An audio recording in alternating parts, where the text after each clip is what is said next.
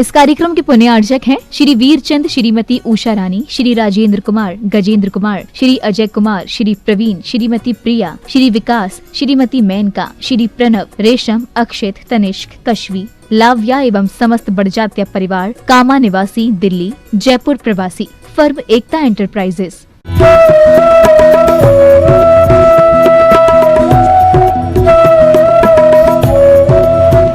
अरे फक्र से कहो, आज हमारे यहाँ हारिका माता जी का आहार हुआ।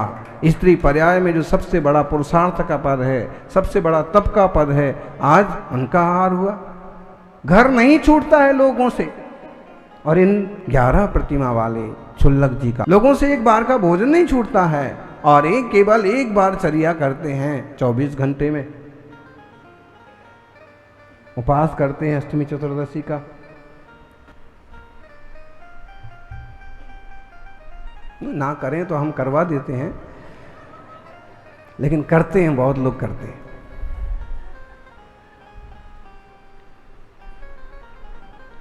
हैं। और जैसे हम करवा देते हैं वैसे ही इनका सहारा मिल जाता है, तो 2-4 इनके पीछे पीछे लाभ लेके भी आ जाते हैं।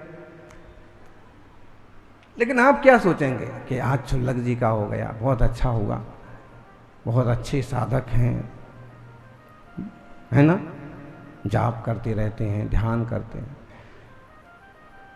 तो बोले महाराज जी, कुछ लोग हैं कि वो छुल्लक जी माता जी को साधु नहीं मानते, इसी तरह से ये बोल रहे हैं कि आज हमारे 7 दिन हो गए और किसी साधु माने मुनिराज का फिर भी भावना इतनी रखी कि कुछ भी है पड़गान तो करेंगे। और जब नंबर आया तो सीधा हमारा ही उनके यहाँ हो गया। फिर उनने बताया होगा, बताते ही हैं आपस में एक दूसरे को कि देखिए, भले 7 दिन तक कोई मुनि महाराज नहीं आए, लेकिन हमारा तो हिसाब किताब सब बराबर हो गया। मतलब ये है कि किसी भी दिशा में कदम बढ़ाने के लिए दृढ़ता, धैर्य चाहिए, तत्व ज्ञान में भी चाहिए। पहले ही दिन हम पहली गाथा बोले और आप कहोगे ये तो समझ में नहीं आता, कौन सी भाषा बोल रहे हैं महाराज, तो कौन समय स्वार सुनेगा? समय स्वार इतना बड़ा ग्रंथ है। महाराज जी अगर रत्नकर्ण साहब का चाल लेते तो एक बार ठीक था, महापुराण आदिनाथ भगवान की कहानी सुना दे तो भी ठीक था, लेकिन क्या नहीं। महापुराण जैसे ग्रंथ तो ऐसे हैं, इतने सहज सरल हैं कि आप भी उठाएं तो आप भी आराम से पढ़ जाएं, आराम से समझ जाएं। वो तो आप खुद भी पढ़ लेंगे। जरा सी कभी स्वाध्याय की रुचि लग गई ना, तो एक ग्रंथ पढ़ के सारे पुराण पूरे हो जाते हैं। बड़ा आनंद आता है। टीवी और पिक्चर से ज्यादा आनंद आता है पुराण साहित्य के स्वाध्याय में। बस एक बार रुचि लगे उसमें। सज्जनों, इस बात को समझें कि एक बार विराम लो दुनियादारी से, सिर्फ 6 महीने के लिए बात मानो और अपने हृदय के भीतर चैतन्य प्रकाश में निज आत्मा को देखो। देखो उपलब्धि होती है कि नहीं होती। अपनी ही तो उपलब्धि करना है, कहीं बाहर थोड़ी जाना है। 45 नंबर की गाथा है शमैसार जी की। अट्ठविहं प्रियकम्मं सब्बं पुग्गलमयं जिनाविन्ति जस्य फलं तं बुच्यति दुःखं ति विपच्यमानस्सा। बोली सभी। अट्ठविहं प्रियकम्मं, 8 प्रकार के जो कर्म हैं, सब्बंपि पुद्गलमयम जिनाविन्ति। कर्म कैसे हैं? पुद्गलमय हैं। कर्म किस चीज की रचना है? पुद्गल की रचना है। जस फलम ति बुच्यति दुःखंति विपच्यमानस्सा। और पक्व होकर उदय में आने वाले कर्म का फल दुख है। 8 कर्मों का ठाठ है संसार में। तो 8 कर्मों का ठाठ है संसार में, और 8 गुणों का ठाठ है सिद्धों में।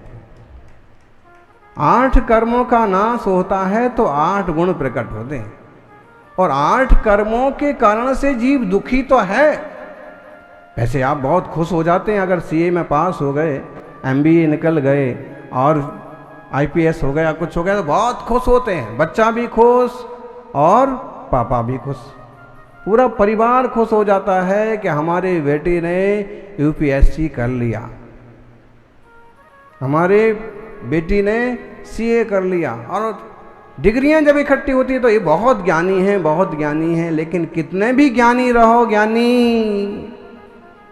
ज्ञानावरण कर्म का अभाव नहीं हुआ है। और जब तक ज्ञानावरण कर्म का अभाव नहीं हुआ है तब तक क्षयोपशम आदि दशा है। और जब तक क्षयोपशम है तब तक कितने भी ज्ञानी हों, बड़े बड़े ज्ञानी।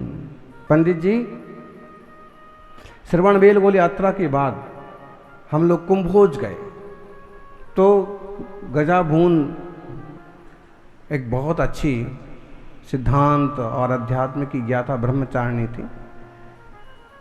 उनको गजा बहन, गजाभून बोलते थे। हमने उनसे बात करना चाही तो साथ में सुजाता बहन थी। उनने कहा कि महाराज जी बहुत कम बोलते हैं लेकिन भूल जाते हैं, इन्हें नहीं मालूम है कि अब भी क्या बोला था। हमने कहा कि इनने तो बहुत सारे शास्त्रों का स्वाध्याय किया है, बहुत सारे शास्त्रों का अभ्यास किया है। तो हाँ इनने किया है, हमें भी पढ़ाया है, फूलचंद सिद्धांत शास्त्री जैसे विद्वानों का सानिध्य भी पाया है, लेकिन अब इनको कुछ याद नहीं रहता। उदाहरण हमने किस लिए दिया? इसलिए दिया कि हमारे क्षयोपशम ज्ञान पर हमको बहुत ज़्यादा इतराने की ज़रूरत नहीं है। अगर बेटा पढ़ लिख करके कुछ बड़ा बन गया है, बेटी कुछ आगे निकल गई है, तो माँ बाप को क्या समझते हैं? पुराने ज़माने के लोग हैं, इन्हें क्या समझता है? लेकिन ऐसा मत समझिए, उनको भी क्षयोपशम ज्ञान है, आपको भी क्षयोपशम ज्ञान है, और अनुभव में वो आपसे बहुत आगे है। अपने कम ज्ञान का, अपने जो प्रकट ज्ञान हुआ है उसका अहंकार मत करिए, क्योंकि ये भी एक तरह से दुख का कारण है। दर्शनावरणी दर्शन का आवरण करता है, वेदनीय सुख दुख का कारण बनता है, सुख दुख के साधनों में निमित्त बनता है। सज्जनों, सामग्री आपके पास बहुत इकट्ठी हो गई तो कई बार ऐसे ऐसे वचन बोलने लगते हैं। दो लोग आपस में झगड़ रहे थे, थोड़ा सा किसी बात को टीस हो गई थी, तो एक आदमी बोलता है कि ज़्यादा मत कर, चुप रह। उसने कहा तू भी चुप रह। तो बोलता है कि तेरे पर है क्या? जितना तेरा घर है उतना तो मेरा बाथरूम है। किस चीज का अहंकार? साता के साधनों का। न वो घर अमर रहने वाला है और न वो बाथरूम अमर रहने वाला है। देख लीजिए, पहले जमाने में किसी के घर में अगर टीवी आ गया, टीवी एंटीना वाला टीवी आता था और ऊपर एंटीना लगता था और नीचे तक उसका वायर आकर के और टीवी रखता था, और टीवी भी जितना बड़ा छोटा। और टीवी आ गया तो गांव भर में अपने आप को क्या समझता था? राजा। और उसके घर में लोग आगा करके और रामायण चला करती थी, महाभारत चला करती थी, और लोग आकर के उसके घर में, कई बार अगर वो थोड़ा सा अकड़ू आदमी हो तो दरवाजे बंद कर लेता था टाइम पर, नहीं तुमको नहीं आने देंगे। अब देखिए जमाना बदला और अब उसके पास वही टीवी है और आपके पास आ गया स्मार्टफोन। बताइए कौन बड़ा हो गया? साता के साधन भी कितनी तेजी से बढ़ रहे, और आजकल तो गैजेट्स कितनी तेजी से नए नए आ रहे हैं। ये 8 प्रकार के कर्म हैं, ये पुद्गलमय है। अब आप कहोगे जब पुद्गलमय है तो चेतन को क्यों दुखी सुखी कर रहे हैं? देखो, समय सार में जीव और पुद्गल की, जीव द्रव्य और अन्न द्रव्य की भिन्नता बताई गई है। तो ये बताना तो जरूरी है कि भिन्न भिन्न हैं। जब निश्चय नजर से बात करते हैं, निश्चय नय की दृष्टि से देखते हैं, तो जीव जुदा, पुद्गल जुदा, यही तत्व का सार। और अन्न जो भी कहा याही का विस्तार। प्रयोजनभूत वास्तविक तत्व दृष्टि में जीव अपने ज्ञान आदि गुण वाला है, लेकिन अभूतार्थ दृष्टि, अपेक्षाकृत सत्य दृष्टि, उसकी अपेक्षा से जीव और देह को कदाचित एक मान लिया जाता है। आप नयों पर जाएंगे तो विचार करेंगे।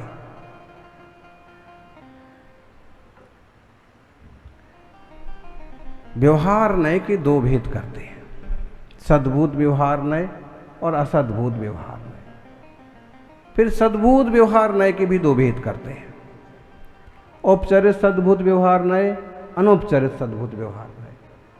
फिर असद्भूत व्यवहार नय के भी दो भेद करते हैं, औपचारिक असद्भूत व्यवहार नय और अनौपचारिक असद्भूत व्यवहार नय।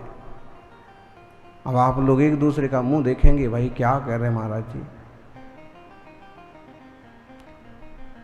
लेकिन ये चार नयों की व्यवस्था को अगर आपने समझ लिया तो समझ लो दृष्टि आपकी सम्यक हो जाएगी। फिर आपको ये समझ में आएगा कि कभी जो ये कहते हैं कि हमारे कर्म का उदय है, कभी आप भी तो यही कहते हैं कि मुझे बुखार है, मैं अस्वस्थ हूं, आज मेरा गला खराब हो गया। गला आपका है, चेतना का है गला कि पुद्गल का है? पुद्गल का है, आपका नहीं है। तो फिर आप यहां आया करो और गला घर पर रख के आया करो। जुड़ा हुआ है तो जब तक ये जुड़ा हुआ है, इसी जुड़े हुए को व्यवहार नय कहता है कि अनुपचरित असद्भूत व्यवहार नय की अपेक्षा से जीव और देह एक है। यहां तक कि आपका शर्ट, आपका चश्मा, आपका फोन, ये आपका है कि पड़ोसी का है? भाई संसार में तो एक बहुत किस्सा है, थोड़ा सा मजेदार भी है, सच्चा है। शांतिनाथ प्रतापगढ़ में संग विराजमान था बगवास में। तो क्या हुआ, एक श्रावक, माने कई सारे श्रावक वहीं रहते थे, मुनि संघ वहां था, कोविड का टाइम था, तो कई सारे श्रावक वहां रहते थे।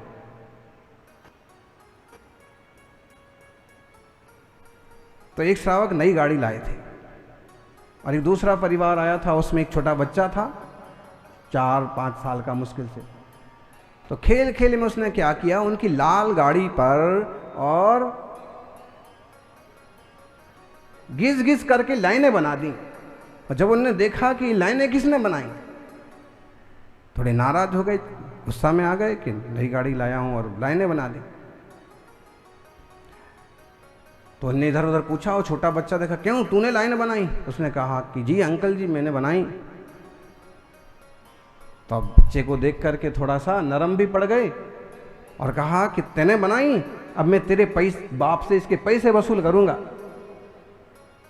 तो बच्चा, छोटा सा बच्चा, और रोज रोज प्रोफेसर सुनता था, तो बोलता, क्या अंकल जी आप पैसा पैसा करते हो, पैसा तो सब यहीं रखा रह जाना है।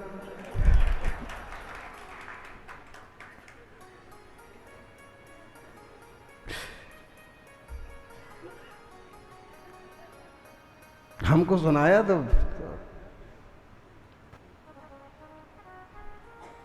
क्या अंकल जी पैसा पैसा करते हो, पैसा तो सब यहीं रखा रह जाना। भाई पैसा पैसा करते हैं अंकल जी, गाड़ी गाड़ी करते हैं अंकल जी, वो यहीं रखा रह जाना है। लेकिन अभी अंकल जी ने पैसे को, गाड़ी को अपना माना हुआ है और औपचारिक असद्भूत व्यवहार नय से बात सही भी है। भाई इसका मालिक कौन है? हाँ, इस घर के मालिक कौन है? भाई मुनिराज भी पड़गाहन के बाद पूछते हैं घर पहुंचने के बाद कि इस घर के मुखिया कौन है? भाई उनको आगे आने दो पहले। तो मतलब क्या है कि व्यवहार नय इस ढंग से चलता है। औपचारिक असद्भूत व्यवहार नय से गाड़ी है, पैसा है, ये सारा चीज अपनी मानी जाती है, लेकिन वो औपचारिक है, असद्भूत है, आत्मा से एकमेक नहीं है, भिन्न है, फिर भी व्यवहार से उसे अपना माना जाता है। सद्भूत व्यवहार नए से शरीर को अपना मानते हैं। मैं अस्वस्थ हो गया, मेरा गला खराब हो गया, मेरी आंखों में लालामी आ गई है। अभी आंखें आपकी हैं क्या? नहीं, निश्चय नए से हमारी नहीं है। 27 नंबर की गाथा भी लगाओ, ये वाली गाथा भी लगाओ। 27वीं गाथा। व्यवहार नो भासदी जीवो देहो या हवदि खलु एक्को नदु निश्चयस्त जीवो देहो या कदावी एकट्ठु।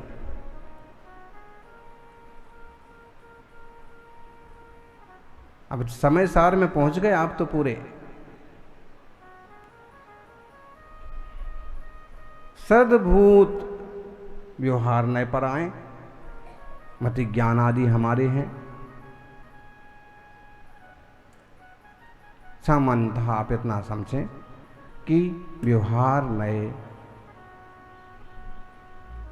अन्य वस्तुओं को दूसरी वस्तु का कहता है। निश्चय नए सिर्फ उस ही वस्तु को उसका कहता है जो उसकी है। निश्चय नए भूतार्थ का विवेचन करता है, व्यवहार नए अभूतार्थ का विवेचन करता है। लेकिन अभूतार्थ का मतलब पूरी तरह से असत्य नहीं समझ लेना। कहीं कहीं ऐसा अर्थ करते हैं, भूतार्थ माने सत्यार्थ, अभूतार्थ माने असत्यार्थ। सर्वथा सत्यार्थ नहीं, विवक्षावश है असत्यार्थ। चेतन नहीं है शरीर, इसलिए अभूतार्थ नए से वो हमारा है, लेकिन है अपेक्षाकृत हमारा है। सामान्यतः इतना निश्चय कर लें कि 8 कर्मों के उदय में जीव सुखी दुखी होता है। अंतराय आदि आते हैं, अंतराय आते हैं, जो आप चाहते हैं वो चीज़ें नहीं मिल पाती हैं। ये सब कर्म के विपाक हैं। इतने इसमें दुखी, इतने निराश मत हो जाइए कि एकदम आत्महत्या करने ही पहुंच जाएं। क्या है, मेरे पास कोई साधन नहीं है, मेरे पास कोई सुख सुविधा नहीं है। मत रहने दो। हो सकता है कि आपके सुख सुविधा का साता का उदय आने के लिए थोड़ा वक्त हो, और ऐसा भी मत करिए। एक महाराज जी का अंतराय हो गया तो श्रावक को किसी ने समझाया कि भाई देखो, तुम्हारे यहाँ कल भी अंतराय हुआ था, आज भी अंतराय हो गया। तो श्रावक बोलता है कि इसमें मैं क्या कर सकता हूँ, महाराज जी के अंतराय कर्म का उदय था, उनका अंतराय हो गया। ज्ञानी अगर महाराज जी के लाभांतराय कर्म का उदय था, भोगांतराय कर्म का उदय था, भोगांतराय कर्म का उदय था, तो तेरे भी तो दानांतराय कर्म का उदय हुआ ना। तू देना चाहता था लेकिन दे नहीं पाया। तो एक कर्म की विवक्षा भी अपन समझें और इस कर्म के जंजाल में पड़े हुए अपने चैतन्य तत्व को पहचानें, थोड़ा सा स्वसंवेदन करें और ज्ञान घन स्वभाव को पकड़ने का पुरुषार्थ करें। इससे जीवन मंगलमय होगा, बहुत सारे विकल्प और झंझट कम हो जाएंगे। जय बोलिए 24 तीर्थंकर भगवान की।